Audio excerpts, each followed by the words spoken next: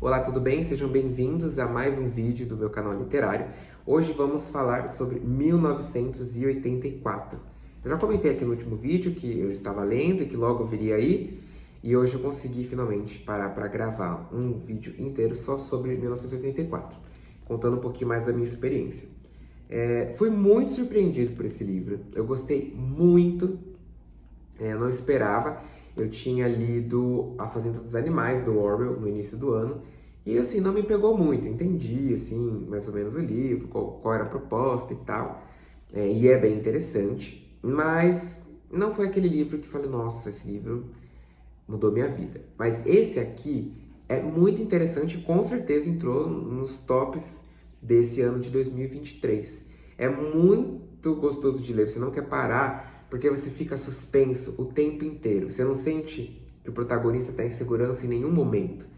Então isso faz te ler numa suspensão de não saber o que está para acontecer. E algo muito perigoso pode acontecer logo. Então é aquele tipo de livro que te prende, que você quer continuar lendo e terminar, porque você não é uma leiturinha tranquila, não, ela te deixa tenso, né? Mas é muito bom mesmo. Ele fala bastante, o Orwell, né, em sua obra, fala muito sobre o totalitarismo, e esse livro aqui não é diferente. Ele é de 1949, né, apesar do título 1984. Eu acho que foi o último dele, se eu não me engano, esse aqui, não tenho certeza. Eu li aqui nessa edição da Companhia das Letras. Eles estão lançando novas edições, né? Então agora tem essas daqui de capa dura, com tecido e tal, toda trabalhada assim, né? Deixa eu mostrar um pouquinho mais por dentro. Um dia eu tento voltar e gravar um vídeo falando de Fazenda dos Animais. Ó, por dentro, como é. Meu resuminho. Então, ele é assim. E o 1984 também tem uma diagramação bem tranquilinha de ler. Um tamanho de letra bom, um espaçamento legal. Então não tive problemas na leitura, bem tranquilo. A única coisa que eu não gosto muito dessa capa, sei lá, acho ela meio estranha. E a questão da lombada, porque como é um livro muito grande, quando você vai chegando no meio, coisa do tipo, ó, ela vai arredondando, e aí depois fica com marquinhos, né? Ela não consegue ficar retinha, igual quando você não leu ainda. Então são essas questões de edição. Mas o livro em si é fantástico. Ele é dividido em 3 partes.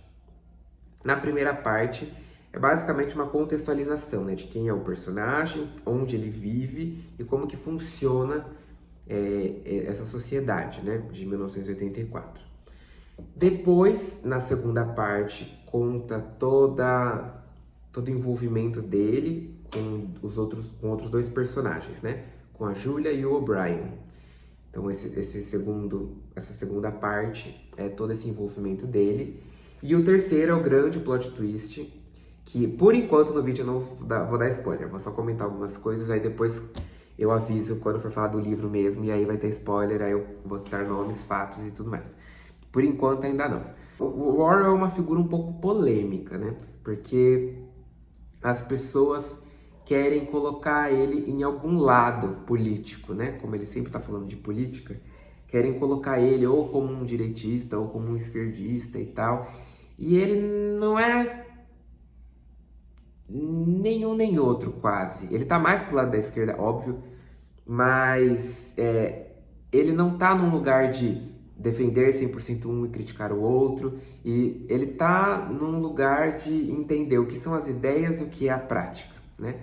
Então, A Fazenda dos Animais, ele até chegou a escrever um prefácio para a edição da Ucrânia, justamente para explicar um pouco isso, porque ele escreveu esse livro e começaram a utilizar como propaganda partidária esse livro. E ele assim, peraí, vocês não entenderam.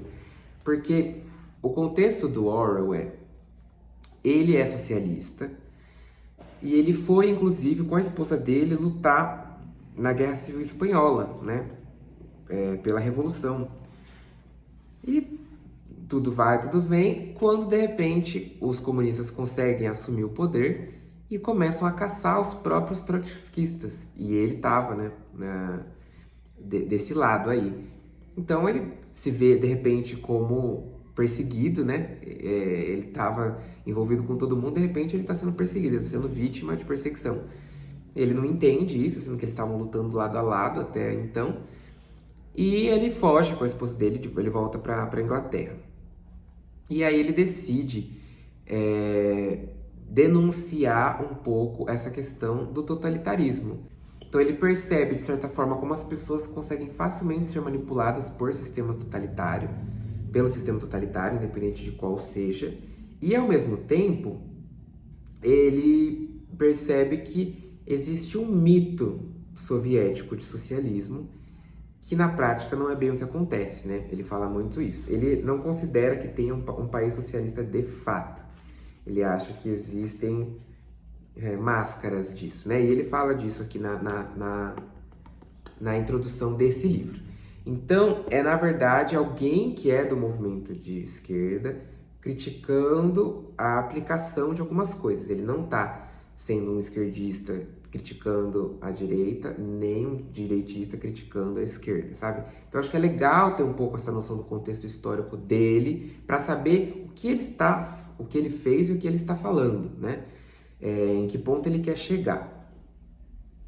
Aí, no 1984, essa discussão ainda tá um pouco ali do totalitarismo, e é bem interessante que ele cita algumas características assim do sistema totalitário.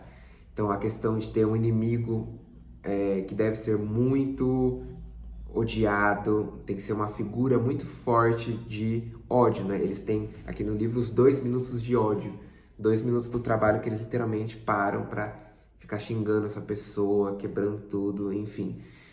É uma manifestação diária e coletiva, histérica, de ódio a uma figura. Ao mesmo tempo que você tem ódio a uma figura muito grande, você tem que ter uma relação messiânica com o líder desse partido, né? Então eles têm que odiar o inimigo do partido e ao mesmo tempo tem que venerar o líder disso, né? Como um messias mesmo. O controle total da informação e da cultura, ao mesmo tempo a doutrinação de crianças e o ensino de que as pessoas têm sim que delatar umas outras. Então, alguém está fazendo algum ato criminoso, você tem sim que entregar. E as crianças são espiãs, né? Elas são treinadas justamente para isso, para denunciar pai, para denunciar mãe, qualquer um. Ao mesmo tempo, uma manipulação muito forte da história. Eles trabalham justamente remexendo o passado. Então, fulano de tal era contra o partido, tira ele da história. Não vai ter mais nenhuma notícia sobre ele, os livros que falarem sobre ele devem ser tirados, qualquer informação que a gente mudou deve ser queimada. Então, é uma manipulação muito grande do passado. E o tempo todo eles estão manipulando tudo. O tempo todo. Eles estão meio que reescrevendo a história sob o ponto de vista deles, né? Então, até para deixar o partido como infalível. Então, se eles prometeram dar alimentos nessa quantidade e eles não conseguiram cumprir a meta deles, aí eles corrigem o passado falando que a meta era bem menor para parecer que o que eles entregaram foi acima da média, sabe? Foi acima do prometido. Então, o tempo todo eles estão manipulando tudo. Ao mesmo tempo, a questão da linguagem, de que as palavras têm que ser mudadas, o vocabulário tem que ser reduzido, porque você diminuindo as palavras, você reduz a ideia das coisas. Você não consegue mais especificar tanto as coisas e você não consegue fazer as pessoas imaginarem o que é viver fora disso. Então eles querem o máximo possível reduzir a linguagem para as pessoas não terem repertório imaginativo, de vida e de perspectiva, assim. Você tem que viver o que a gente tá te oferecendo aqui e imaginar que esse é o normal, o correto e tá tudo certo. E também a destruição do conceito de família. Eles também lutam muito para isso, né? Que não tenha muito essa relação pai, mãe, filhos, não. Aqui eu vou entrar um pouquinho mais em spoilers. Então, se você tá curioso pelo livro, pare aqui, vai ler o livro, depois você volta. Mas aqui, por enquanto, eu não citei nenhum spoiler. Beleza, falando do livro em si.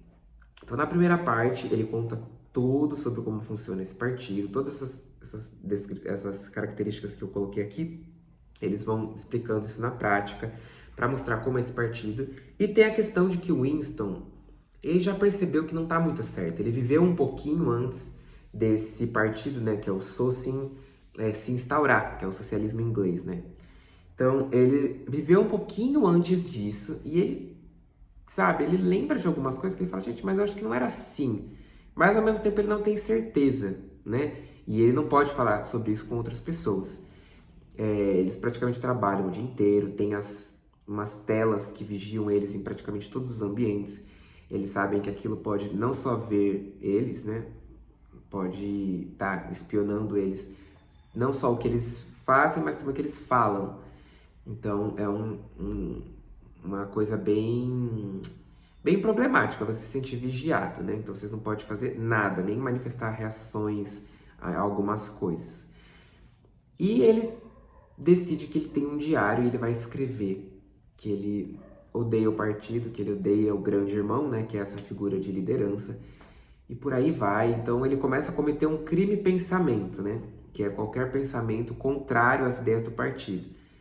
Então ele começa a cometer esse crime-pensar. No segundo momento, ele já tinha visto a Júlia no trabalho dele, até que um dia ela finalmente deixa um bilhete para ele, dizendo eu te amo. E aí, enfim, aí eles começam a conversar, a se ver, começam a ter um romance. E ela é muito contra o partido, assim, apesar dela aparentar ser muito dentro das ideias, de nossa, ela faz tudo, ela é muito comprometida, era tudo uma fachada só para ela poder ter os pequenos prazeres dela no off, sabe? Sem ninguém desconfiar. Mas no fundo ela é muito contrária e ela, enfim. Só que a diferença é que o Winston, ele sabe que ele é contrário àquilo, ele sabe que existe um mundo diferente e ao mesmo tempo ele quer fazer alguma coisa para mudar. Ela não, ela tá bem do jeito que ela vive. Ela finge que concorda, mas no fundo não, e para ela tá tudo bem. Ele não, ele já tem esse anseio de mudança.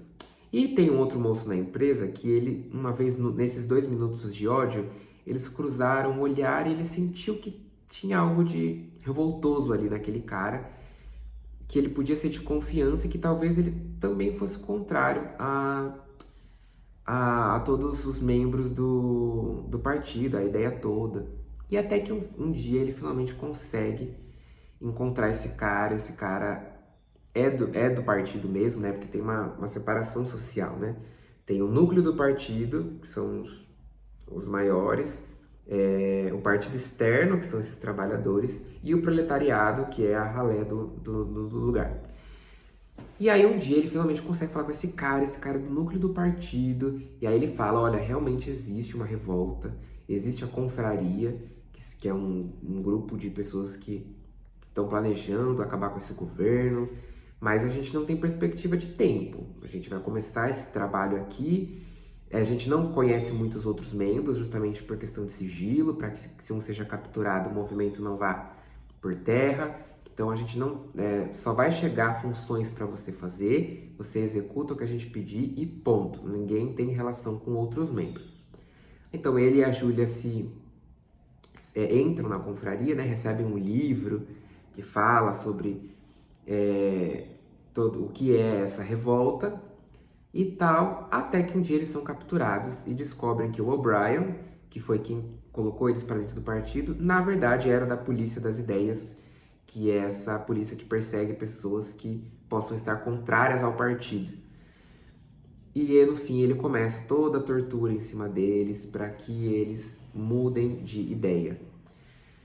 Uma coisa muito louca desse livro, é uma tristeza, aliás, que você percebe que, na verdade, ele já não é mais tão distopia assim, né?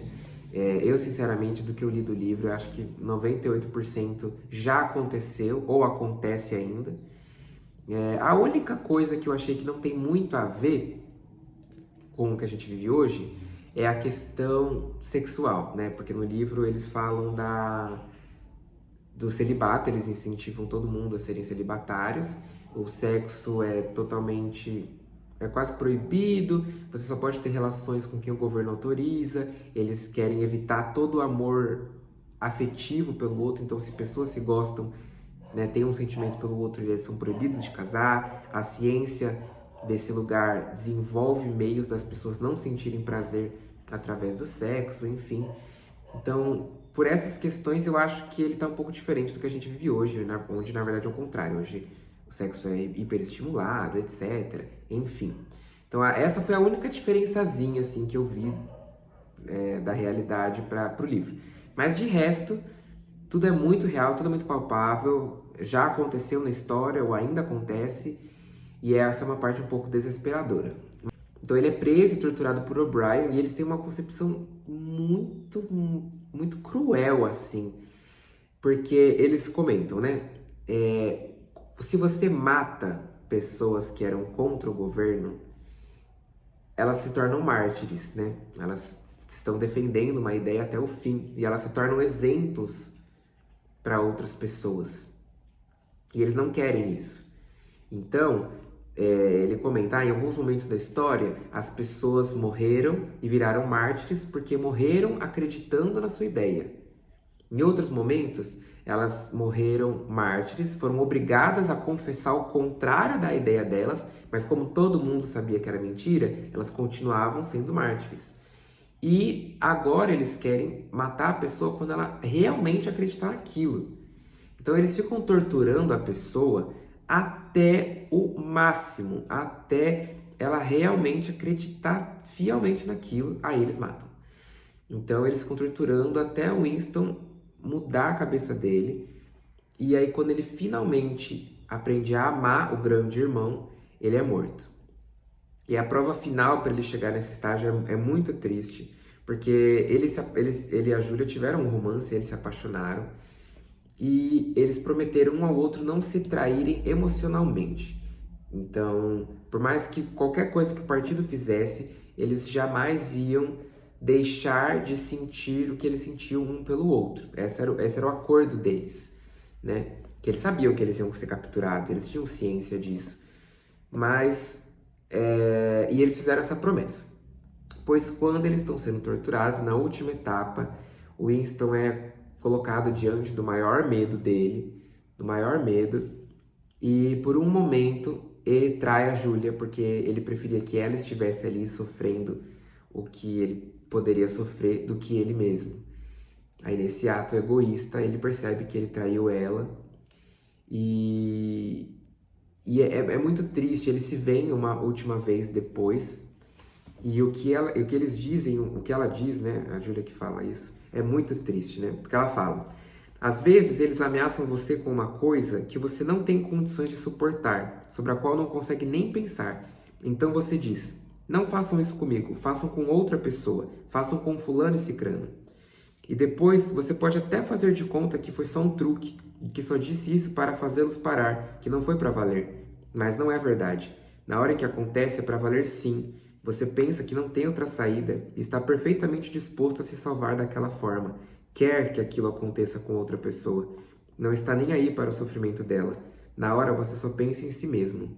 E depois você não sente mais o que sentia antes em relação à pessoa. Então eles se encontram depois e os dois traíram um ao outro. Então eles não conseguem mais se amar como antes, porque eles sabem disso. Eles sabem que eles traíram. Então é muito triste essa parte.